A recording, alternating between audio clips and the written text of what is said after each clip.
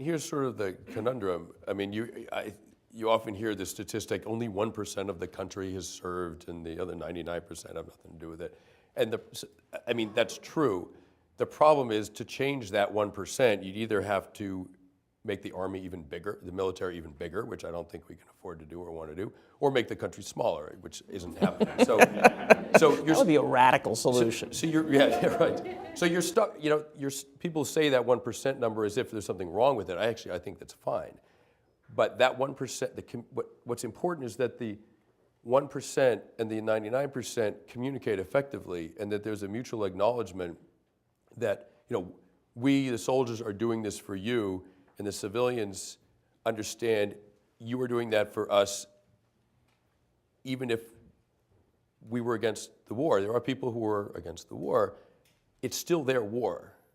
I mean, we're all in this country. Our government, who we collectively elected, chose to send young people to war. It's not their war any more than the fires belong to the firemen or crime belongs to the cops. We asked and hired these people to carry out a national policy.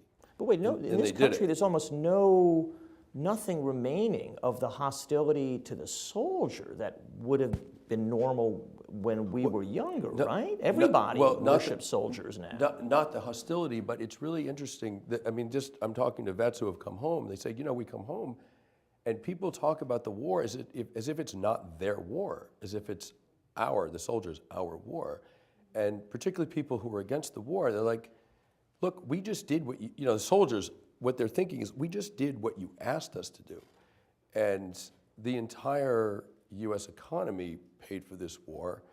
The gun was, you know, made in a factory and paid for by taxes and et cetera, et cetera. You know, all of us went to war. And I think, I mean, I know this is sort of a ephemeral thought, but I think there really is a difference thinking, wow, this war that I'm against, I mean, I don't know if you guys collectively were for or against these wars, I have no idea, but say you were against it.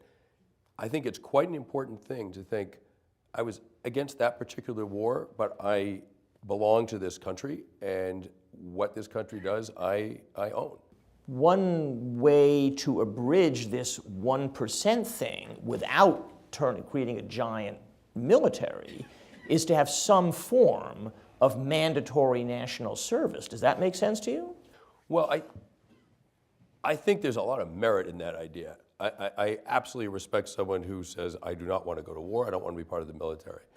But the idea that that we all belong to this country and owe it something, like what do you owe your country? I mean, that's an open question. I don't know the answer. I mean, taxes, but beyond that, what do you owe your country? You know, when I turned 18, I got a card in the mail from the government saying, tell us where you live because we may call you up for the draft. My sister did not get that card. Right there is a division in the country that shouldn't exist, you know? And my father grew up in Europe.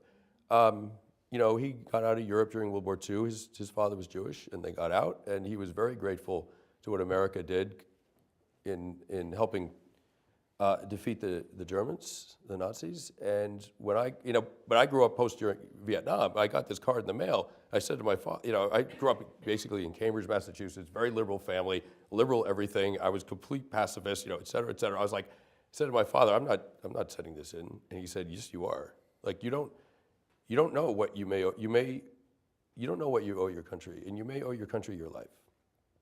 And if it's a war you don't believe in, then go to Canada. But right now, you don't know.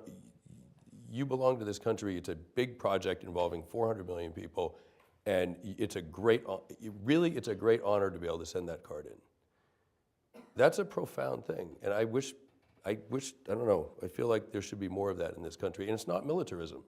It's participation.